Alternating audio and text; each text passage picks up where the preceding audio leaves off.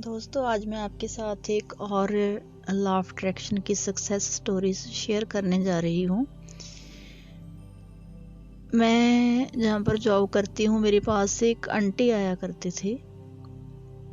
लगभग साल 1.5 साल से वो आ रहे थे। हर रोज़ मेरे पास आते, रोज़ नहीं तो मतलब 3-4 दिन के बाद उनका जो आना मेरे पास बना ही रहता था। वो मतलब उनके हस्बैंड नहीं है और वो उनकी बहू और बेटा हैं और उनके पोता पोती। और वो आंटी मेरे पास हमेशा उनके दुख की ही बातें करते रहते थे। वो हमेशा बोलते थे कि मेरी बहू मेरे साथ ऐसा करती है, वैसा करती है। मतलब बहू बेटे ने उनको अलग कर दिया था।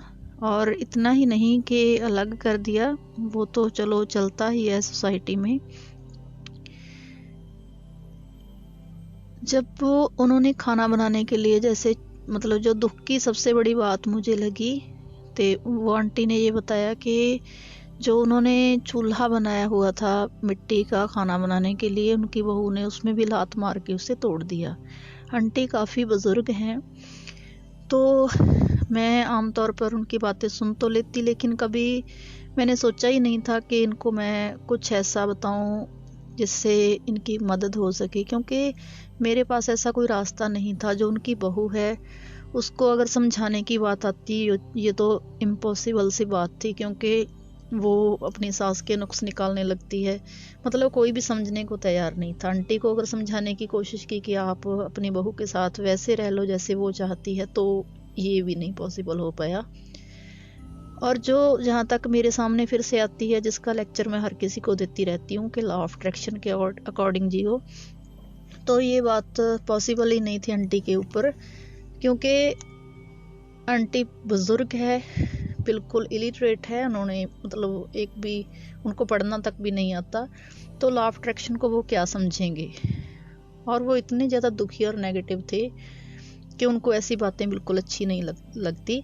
मैंने कई बार उन्हें मतलब ऐसा भी बोला कि आंटी आप पॉजिटिव सोचा करो, तो मतलब ये बात भी उन पर कोई असर नहीं करती थी, क्योंकि उनको सिर्फ एक ही बात अच्छी लगती थी कि वो मतलब या तो उनके परिवार का माहौल ठीक हो जाए, और या फिर दूसरी बात ये कि जो भी वो बोलती हैं कोई उनकी बातें सुनता रहे और उनको सांत्वना देता रहे।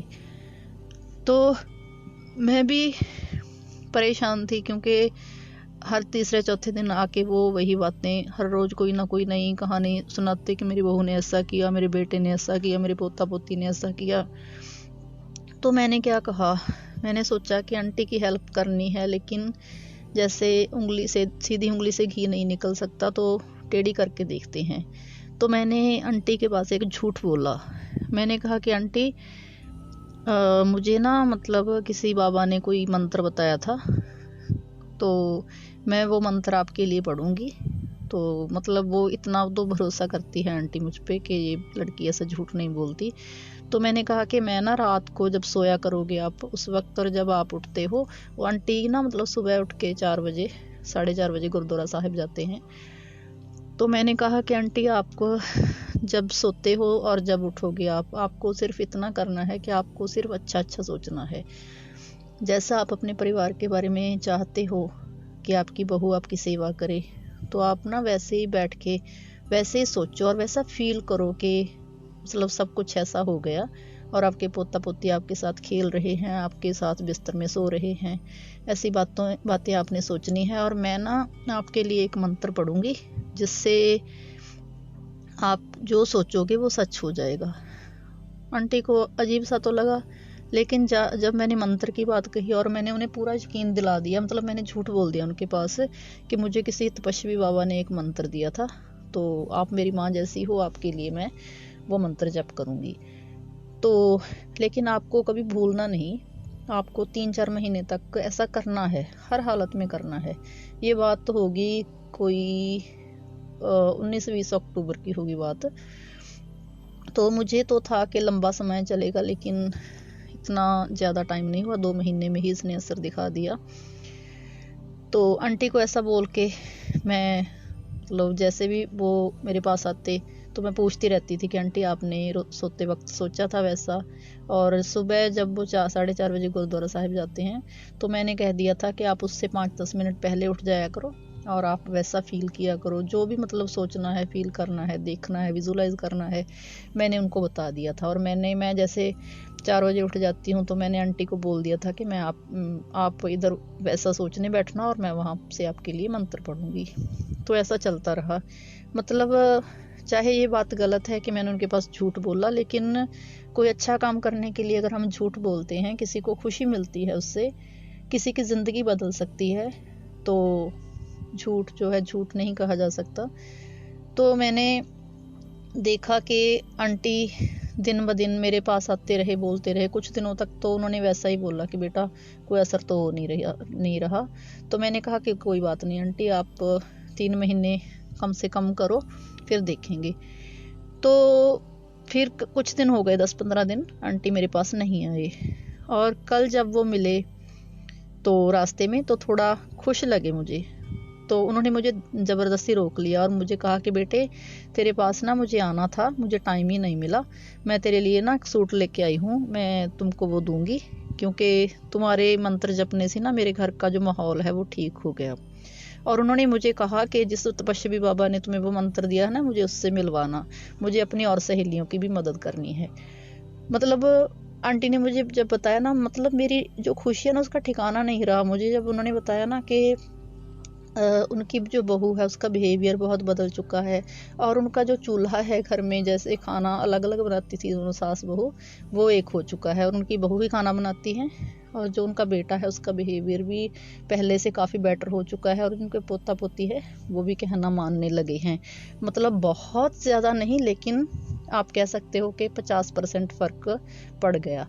तो मैंने आंटी को बोला कि आंटी आप वैसा ही सोचते रहो और बहू को कभी गलत मत बोलना, कि मतलब उल्टा सीधा नहीं बोलना। ऐसी छोटी छोटी बातें जो मैं पहले भी उनको बताती थी वो फिर से बोलती हूँ। और बच्चों को आप प्यार से ही बोलोगे, किसी बात से टोकना नहीं, रोकना नहीं, और अच्छा रात को भी और सुबह भी सोचना है।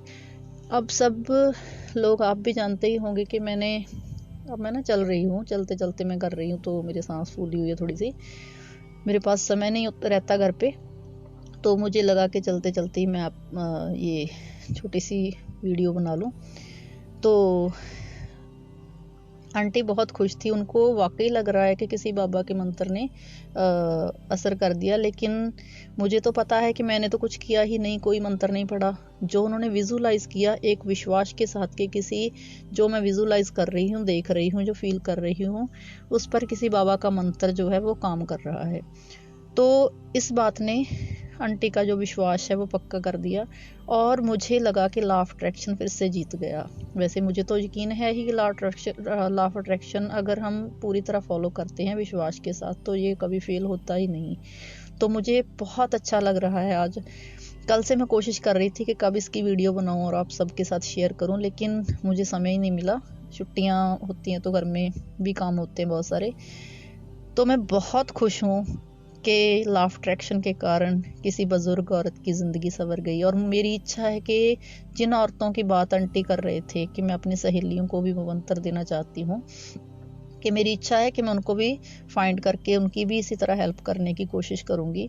क्योंकि ज़िंदगी में अगर हम दूसरों की ज़िंदगी में खुशियाँ बिखेरते हैं तो कुदरत हमारी ज़िंदगी में खुशियाँ बिखेरती है। मुझे बहुत अच्छा लगा फ्रेंड्स। उम्मीद है आपको भी ये स्टोरी अच्छी लगी होगी, और आपका भी लॉ ऑफ अट्रैक्शन के लिए जो फेथ है वो पहले से ज़्यादा बढ़ जाएगा। Thank you.